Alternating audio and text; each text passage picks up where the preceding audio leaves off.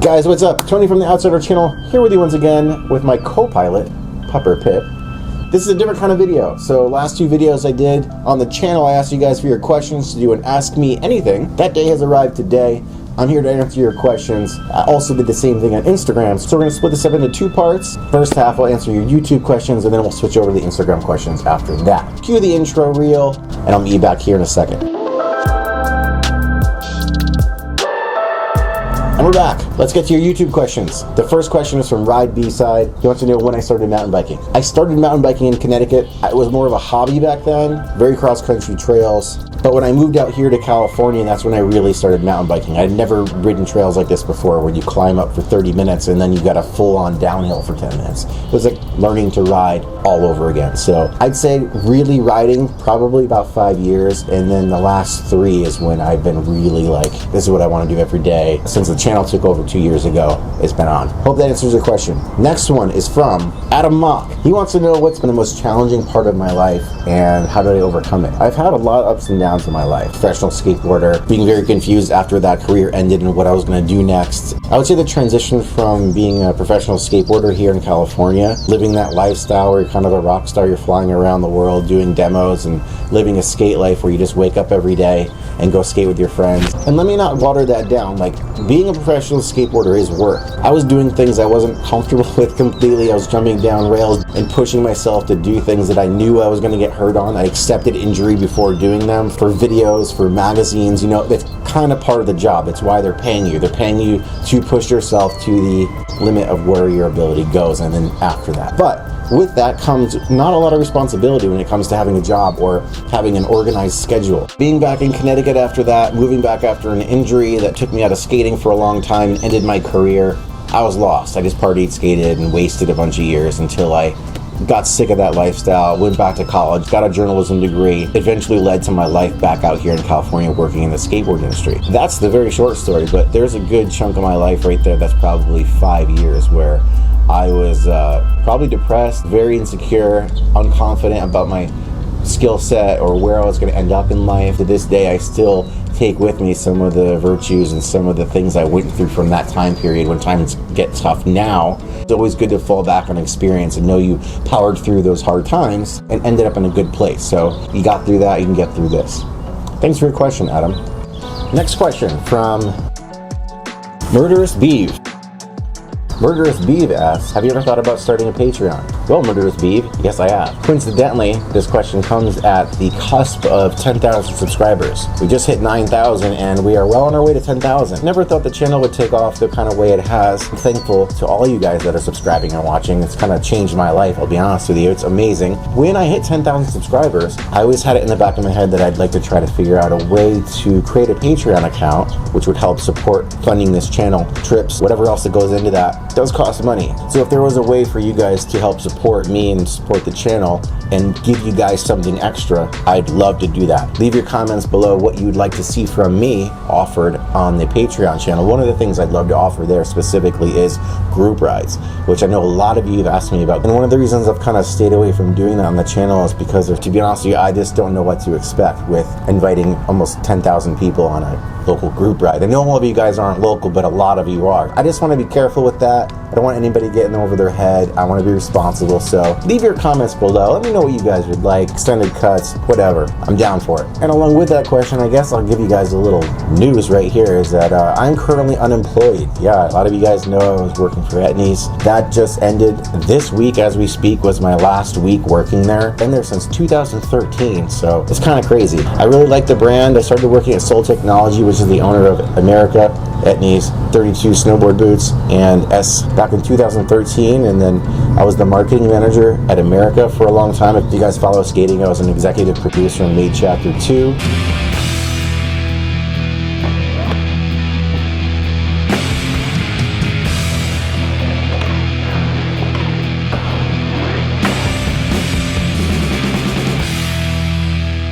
And from that role, I moved from America over to Ennies to become the digital marketing manager for the last few years there.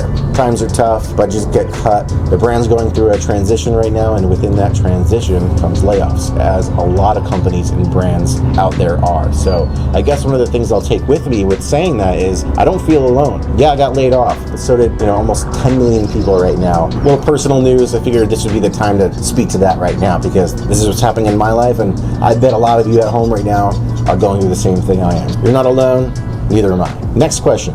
Emmerich Greenwall wants to know if I have any tips for beginner riders. Oh, do I? There are so many things I could tell beginner riders, things that I didn't know at the beginning that I wish I did. But if I'd have to pick just one, body position, body position, body position. When you're going on descents, your body placement and weight distribution on your bike is huge. I didn't know that at the beginning. I was all over the bike. I'd be leaning forward, almost OTB all the time. Get your weight balance down, your elbows bent in the proper position. Think of your body as part of the suspension. Don't make the suspension do all the work. Your bike is there to help you, but your body is the real suspension. I didn't think about that at the beginning, and I was stiff as a board.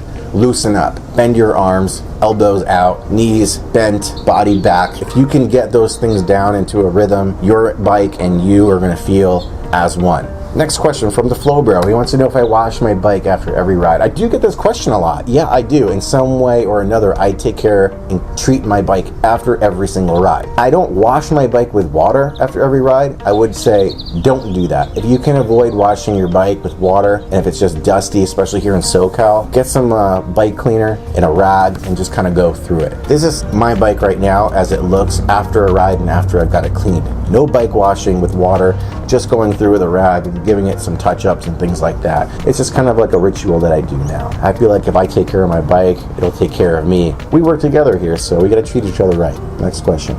Boyan Stoichev wants to know, what are my favorite local SoCal trails? Interesting, this question comes up now.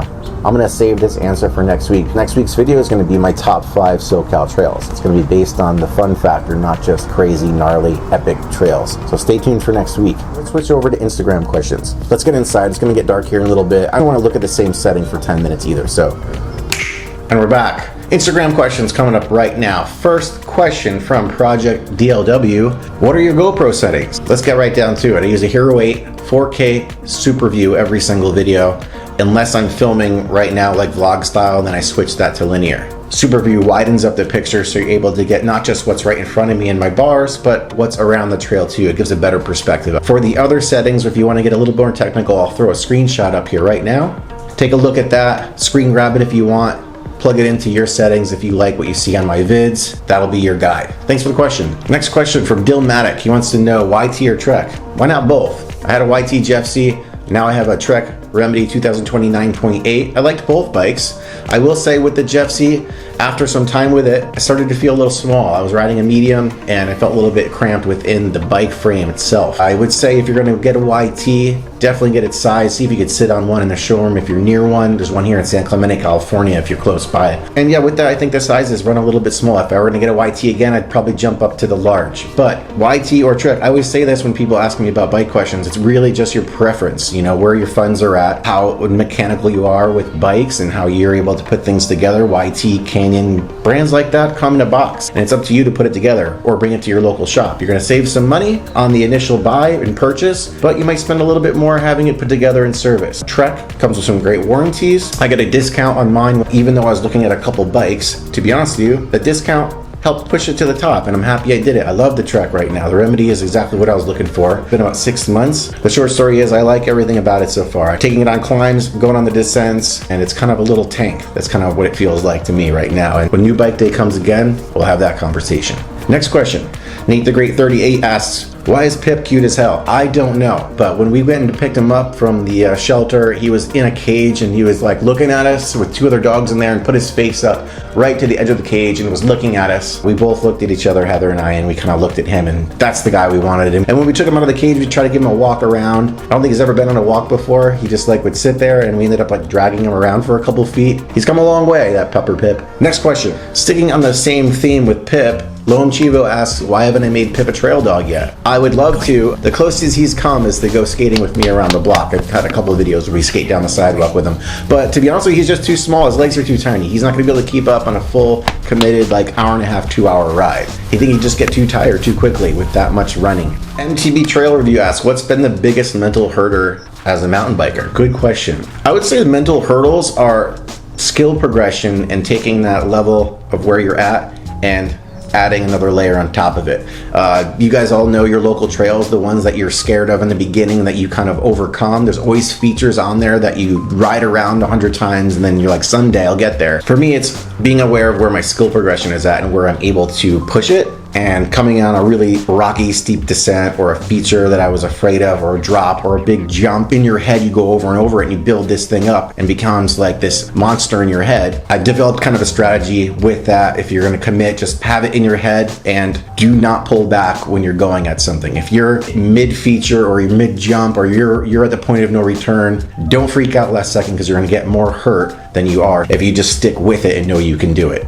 Rich on Two Wheels asks, have I ever tried clipless pedals and why do I prefer flats? I've never tried clipless pedals. To be honest with you, I used to BMX a little bit when I was a kid. I come from a very long skateboard background, and I don't like having my feet stuck in place anywhere. I learned how to snowboard after skating. I picked it up pretty quick, but one of the things I hated about snowboarding is that I was stuck in the board at all times. I couldn't kick it away. Growing up as a skater, if I'm olling downstairs or doing a big gap, if I didn't feel it in the air, I would just kick my feet out, get rid of that board, and then run out of it or do a monkey roll. On a bike or a snowboard, if you're clipped in, for me, I don't have that aspect of like, oh crap mode and bail, you know? I've had that happen to me riding flatless, where I've been thankful that I can dump the bike under me or push it away from me and run out of something. I just didn't grow up with clips, so I think that it wouldn't be instinctual for me to move my feet out in a situation like that. And I just don't feel comfortable trying to learn that right now, where I'm already comfortable on flats. So if it ain't broke, don't fix it. I like where I'm at.